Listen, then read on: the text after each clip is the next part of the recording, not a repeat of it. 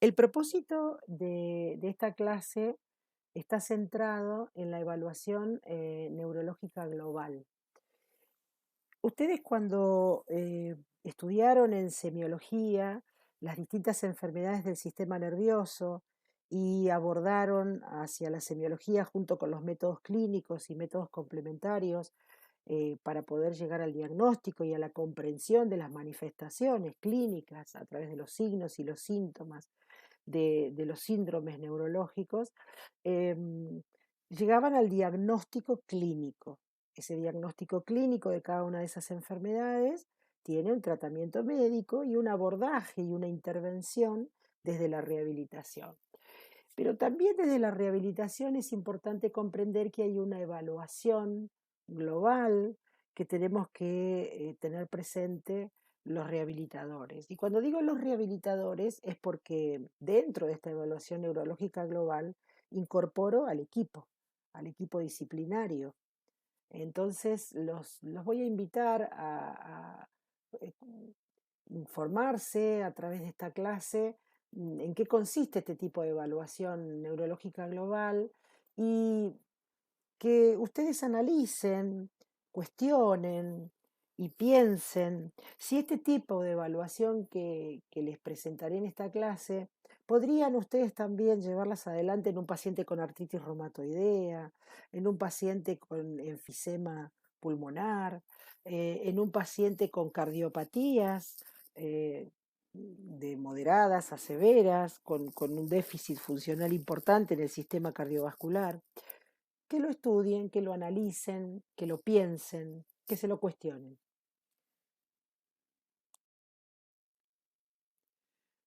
Acá les presento un esquema de Berta Bobat, donde ella explica que hay que poner de relieve las capacidades que presenta la persona que está afectada.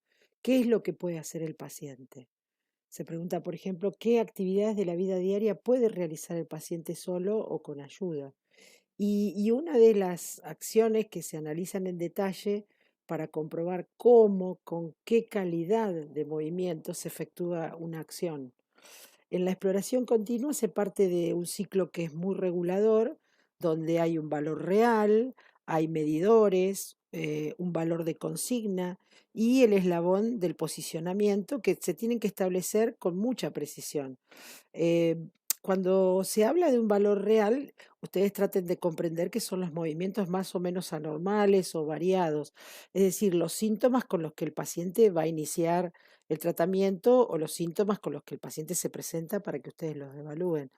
Independientemente de las fichas de exploración o tratamientos que se utilicen en determinados servicios o los puedan llegar a utilizar ustedes el día de mañana, tengan en cuenta que necesitan un sistema de cómo se consigue esa información, cómo interpretarla y elaborar esa información hasta llegar a fijar un objetivo. Para comprender sobre evaluación neurológica global, tenemos primero que pensar para qué tenemos que evaluar. Tenemos que evaluar al paciente para iniciar una rehabilitación neurológica. Entonces hay algunos detalles interesantes que tenemos que remarcar. Primero, entender que la rehabilitación neurológica es principalmente un proceso, no es un conjunto único o limitado de tratamientos, donde el foco más importante está centrado en la discapacidad, no en la enfermedad que el paciente posee. Por eso es que la rehabilitación neurológica tiene que ser integral, personalizada y tiene que ser continua. La rehabilitación neurológica se aplica en tres distintas fases. En una fase aguda, que es relativamente breve, en una subaguda, que es la que se prolonga en semanas o meses para alcanzar la estabilización, y luego tenemos una fase crónica, que también la podemos llamar de mantenimiento. Esta fase crónica es de menor intensidad, puede durar años, y lo que persigue es incrementar la mejoría funcional y así evitar una regresión de los beneficios que se obtuvieron en las fases anteriores. Entonces, la rehabilitación debe ser realizada en forma precoz e intensiva. Y esto tiene varias ventajas. Primero, que reduce la mortalidad en el paciente, favorece la recuperación con menor cantidad de secuelas, evita que haya complicaciones, además mejora muchísimo el estado de ánimo del paciente y no debemos olvidar que favorece la reinserción social y laboral del individuo, mejorando la calidad de vida. Ahora, si la fase subaguda se prolonga más allá de lo establecido en la llamada rehabilitación de mantenimiento crónica, ya puede seguir observándose también una mejoría funcional. Esto es interesante tenerlo en cuenta. Ahora bien, como en esta asignatura lo que vemos siempre son las disfunciones de los distintos sistemas y el abordaje rehabilitador de cada una de estas disfunciones en los sistemas, acá hay interesante que me gustaría que ustedes vayan pensando y analizando cuando van viendo las distintas patologías neurológicas y que esto tiene que ver también con dónde nos paramos para poder evaluarlas. Esto estaría centrado en la pérdida, el cambio y la recuperación. Nosotros sabemos que cuando hay una disfunción en un tejido, la recuperación que ocurre después es a través de la restitución de ese tejido y por lo tanto de las funciones que están asociadas a ese sistema. Sin embargo, cuando la disfunción es residual, el cuerpo y la persona se adaptan y necesita de un proceso de aprendizaje para poder alcanzar los objetivos de una manera diferente. Por ejemplo, hay condiciones donde hay un gradual y progresivo estado de pérdida de función del tejido, como puede ocurrir en las distrofias musculares, en la esclerosis múltiple, en la enfermedad de Huntington o en la enfermedad de la neurona motora. Entonces, hay un proceso inevitable de adaptación eh, que es lento, o los desórdenes progresivos como pueden ocurrir en la enfermedad de Parkinson. Son tan exitosos que el paciente va perdiendo cantidad significativa de tejido sin darse cuenta, sin notarlo. En otras palabras, la enfermedad subclínica simplemente refleja una adaptación muy exitosa. Hay otros trastornos donde son otras las personas y no el paciente la que nota el cambio. Por eso es que es tan exitosa la adaptación. Sin embargo, eventualmente la mayoría de las personas notarán problemas, especialmente en condiciones fluctuantes, como puede ser la esclerosis múltiple. Y hay otras condiciones que surgen antes, durante o después del nacimiento, cuando la persona es naturalmente dependiente de otros, como pueden ser sus padres. Lo importante es que si el daño en el organismo se repara, entonces la persona aprenderá y se desarrollará y va a incorporar las consecuencias, si quedaron, de esas pérdidas en su desarrollo normal, que puede ser diferente a lo que era habitualmente. Si la persona tiene una pérdida progresiva adicional, también se va a adaptar a sus habilidades cambiantes.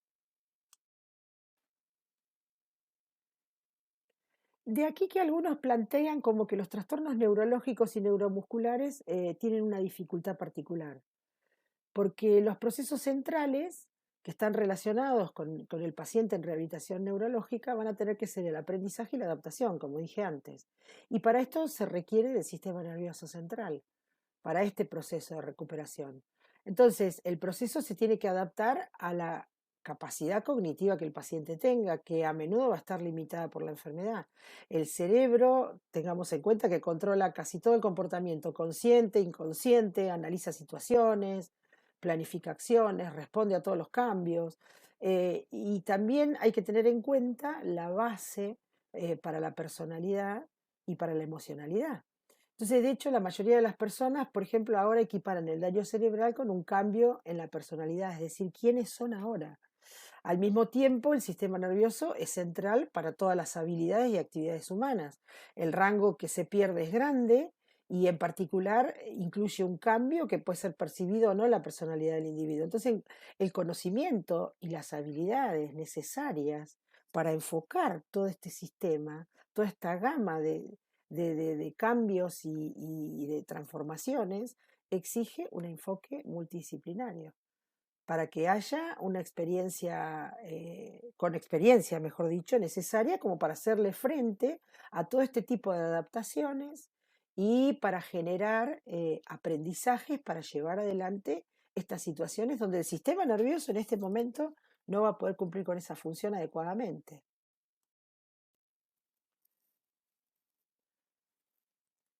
Teniendo bien claro entonces que se precisa de varias disciplinas, entonces decimos que es multidisciplinario. Pero no es solo cuestión de armar un equipo con muchas disciplinas, sino que este equipo sea interdisciplinario, es decir, donde haya comunicación entre ellos, donde se posea conocimientos y habilidades necesarias para hacerle frente a toda la variedad de problemas que le suelen acompañar a este tipo de pacientes con estas enfermedades. Ese equipo tiene que estar integrado con el médico neurólogo, el kinesiólogo, personal de enfermería, terapeutas ocupacionales, fonoaudiólogos o logopedas, psicólogos, neuropsicólogos, asistentes sociales, educadores sociales y muchos más, por supuesto. El equipo de esta manera va a garantizar que los problemas sean abordados en forma integral y coordinada. Van a ir compartiendo ideas y conocimientos, van a ir poniéndose de acuerdo y consensuando objetivos comunes y realizando el trabajo en forma secuencial, ordenada, continua. Por ejemplo, un paciente con una enfermedad neurológica que tiene alteraciones en la articulación de la palabra y en la deglución, sabemos que hay fonoaudiólogos muy especializados en el tema y que trabajan muy bien. Entonces, si bien nosotros entendemos que para una buena deglución y para una buena artria se necesita de una buena postura de la cabeza, el cuello y el resto del tronco, ambos profesionales, tanto el kinesiólogo como el fonoaudiólogo, deben tener conocimiento de postura, de control de postura, pero cada uno va a trabajarlo con un objetivo diferente, con una mirada diferente, sin dejar de lado que van a ir hacia un objetivo en común que es la recuperación del paciente. Allí es donde el kinesiólogo y el fonoaudiólogo se ponen de acuerdo, comienzan a analizar, coordinan, trabajan en forma integral, comparten ideas y conocimientos y en definitiva se ayudan unos a otros para poder desde los dos ámbitos, desde las dos disciplinas, poder actuar y poder llegar a un objetivo, que el paciente logre comunicarse, que el paciente logre tener una buena deglución, no se broncoaspire y no se complique con una neumonía.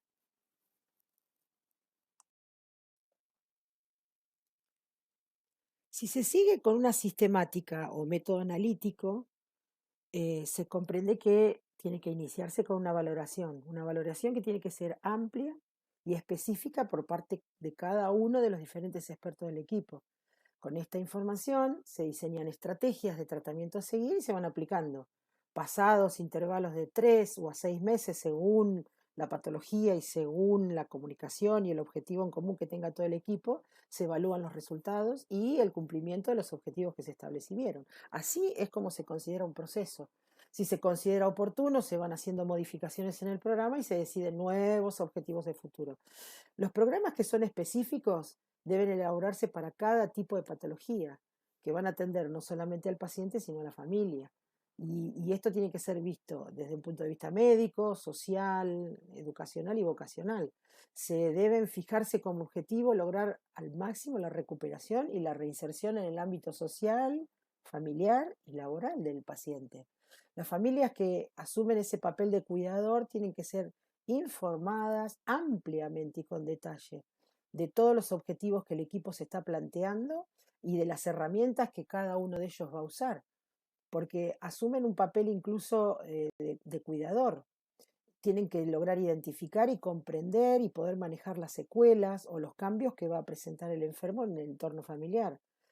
Esto es muy importante y no lo digo yo, sino que lo marca la evidencia y las publicaciones científicas y las recomendaciones, que hay que insistir en que un familiar bien informado se convierte muy fácil en un muy buen colaborador.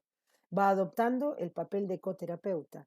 Siempre es conveniente discutir con la familia y en la medida que se pueda con el paciente sobre los objetivos que se pretenden alcanzar con la rehabilitación en un corto plazo y en un largo plazo, porque a veces gana la ansiedad.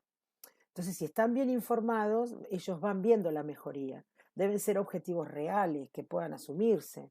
Deben ser objetivos que no crean falsas expectativas y que pueden conducir lógicamente al fracaso, al desencanto por parte del paciente o la familia o a la desmotivación por parte del paciente.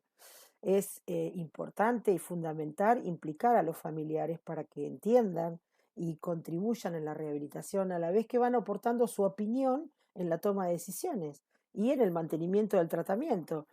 Este tratamiento, recordemos que es un tratamiento no farmacológico y que puede estar dado en su entorno familiar, domiciliario. La familia es uno de los pilares básicos de la rehabilitación. Sin ella, el equipo estaría incompleto.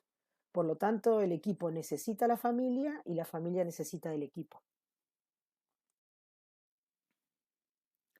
Ahora bien, El equipo de personas que está involucrado con el paciente, este paciente neurológico en este caso, ¿solamente son los profesionales? ¿Solamente tiene que ser multidisciplinario aquel trabajo realizado por otras disciplinas? Interdisciplinario, conjuntamente con otras disciplinas o transdisciplinario integrado en muchas disciplinas y realizado en colaboración. Acá hay que tener bien claro esto, ¿no? Estos tres factores son importantes porque fíjense en este gráfico, yo lo marco en negro, el borde negro, el equipo de rehabilitación con responsabilidad primaria sobre la atención del paciente, otras organizaciones que pueden estar en la comunidad, como los servicios sociales o viviendas sociales para niños, pero también están los ortopedistas, ortópticos, cirujanos. Esto sería parte del equipo, pero no podemos dejar de lado a la familia o los amigos de este individuo. Tampoco podemos dejar otro tipo de individuos que no sean familia o amigos, pero que quieren contribuir en la mejora de este paciente o que contribuyen en algunas actuaciones sobre este paciente, como puede ser un abogado. Y la escuela, si es un niño, y el trabajo, si es un adulto. Entonces, convengamos que cuando se habla de equipo involucradas con un paciente, tenemos que tener en cuenta que todo esto forma el equipo, forma parte del equipo, y todo esto también hay que valorarlo desde un punto de vista global.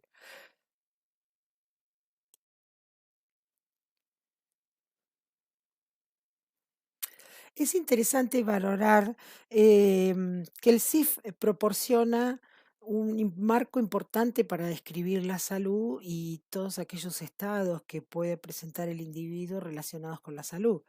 En este caso, en la valoración neurológica. Va enumerando funciones y estructuras del cuerpo, la actividad y la participación.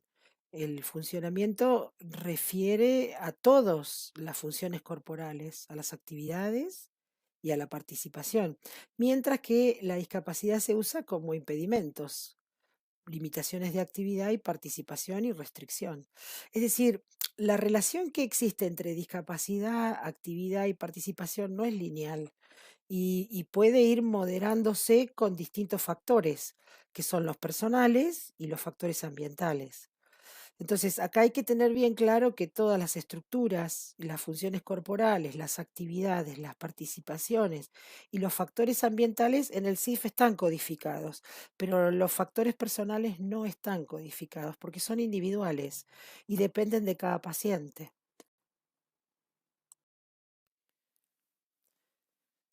Dentro de la valoración del CIF está bueno comprender algunos conceptos que si bien eh, si ustedes no se especializan en la valoración a través del CIF, es importante que lo tengan en cuenta, no solamente para la valoración del paciente neurológico, sino también puede ser para un paciente respiratorio, un EPOC, un enfisемatoso, por ejemplo, o algún paciente con cardiopatías extremadamente complejas, donde lo lleva lógicamente a la discapacidad. Entonces, me gustaría como dejarles algunos conceptos que son básicos como para que ustedes valoren en todos los pacientes, de todas las patologías que vamos viendo en la asignatura y las vayan elaborando, ¿no?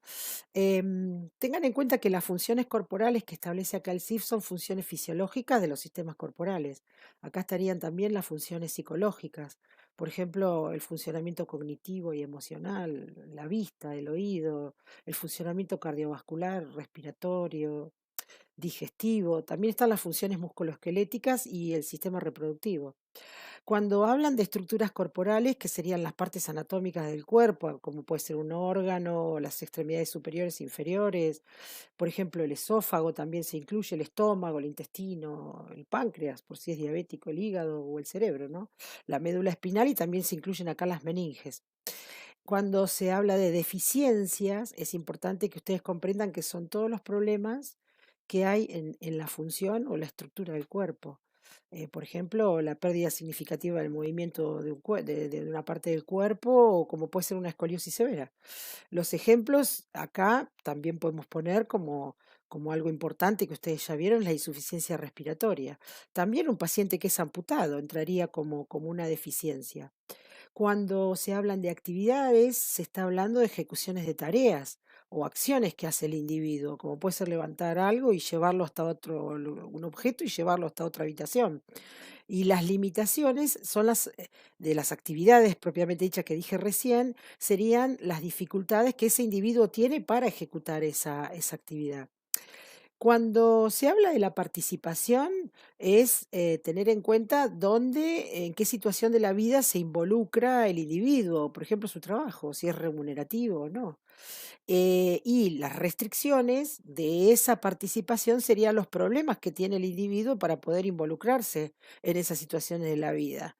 Em, Juntos actúan tanto la actividad como la participación. Y una persona que está activa o que cumple sus actividades o ejecuta sus tareas y puede participar, involucrarse trabajar, describen el funcionamiento de la persona. Es un estado que se codifican juntos en el CIF. Y van teniendo determinados encabezados dentro del CIF, como puede ser el aprendizaje, la aplicación de conocimientos, comunicación, movilidad, autocuidado, la vida doméstica, las interacciones interpersonales, si tiene amigos, si va a algún club, las relaciones interpersonales principales que forman parte de su vida y su vida con la comunidad, es decir, la vida social y cívica. Entonces, digamos que es un funcionamiento bastante completo que se adquiere a través de esta valoración. Los factores ambientales que incluye la valoración sería lo físico, lo social y todo lo actitudinal, digamos, en el entorno, donde las personas viven y cómo conducen sus vidas. Esto incluye factores que no están bajo el control de las personas, como puede ser la salud, la asistencia social, las legislaciones, las normas sociales. En cuanto a los factores personales, esto es claro, incluye la raza, el género, la edad, el nivel educativo, los estilos que tiene de afrontamiento ante determinadas situaciones, los valores que tiene y las creencias, incluyendo la religión. Lo que no se especifica y no está codificado por la gran variabilidad son los factores personales individuales, ¿no? Es decir, la manera de afrontamiento, los valores que tiene para afrontar determinadas situaciones actitudinales en la vida, eso no está especificado, no está codificado, se agrega como un anexo, pero no tiene un código.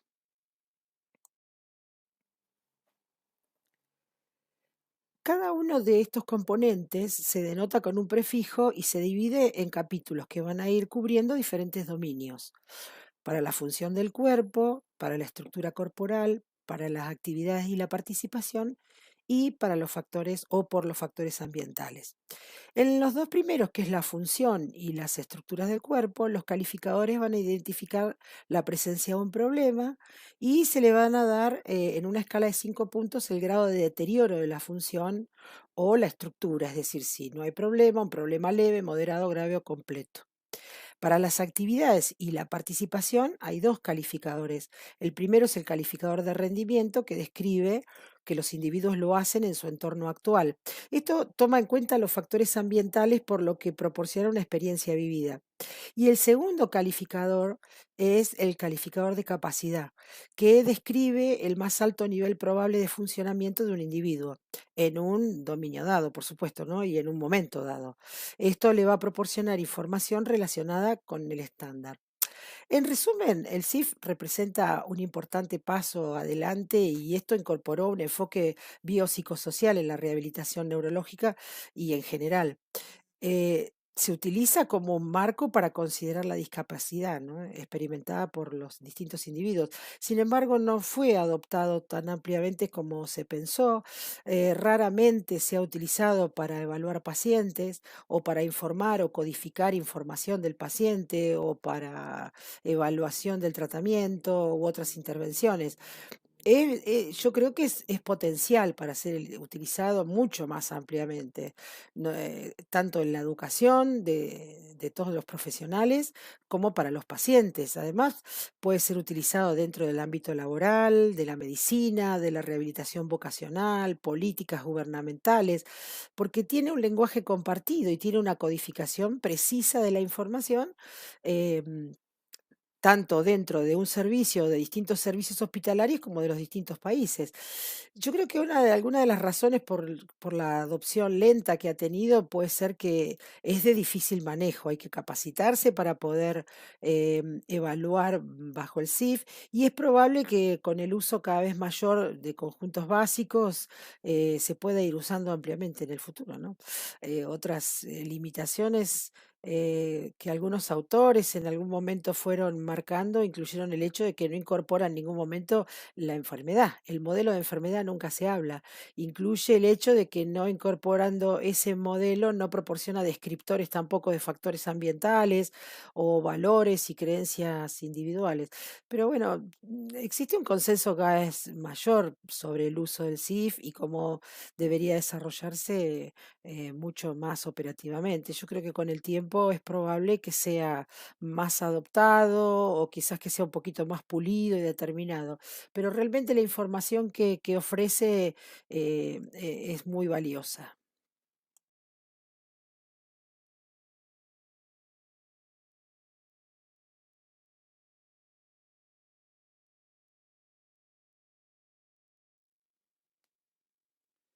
Ahora bien, siguiendo con la misma línea de la presentación de la clase, también hay objetivos en la rehabilitación del paciente neurológico en la unidad de cuidados intensivos.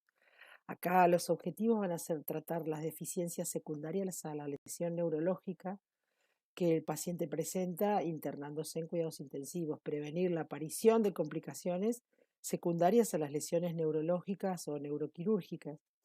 Y lógicamente el objetivo va a ser crear un ambiente facilitador y un ambiente estimulante para que se recupere el individuo.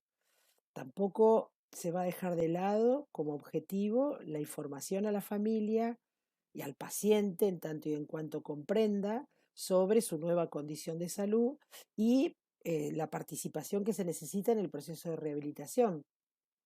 Es muy importante la intervención temprana en la unidad de cuidados intensivos de todos los profesionales de la rehabilitación que requiere el equipo interdisciplinario. No solamente que se diagnostique la enfermedad, se trate la enfermedad, sino que se detecte y se identifiquen las complicaciones que esta enfermedad le puede generar al individuo.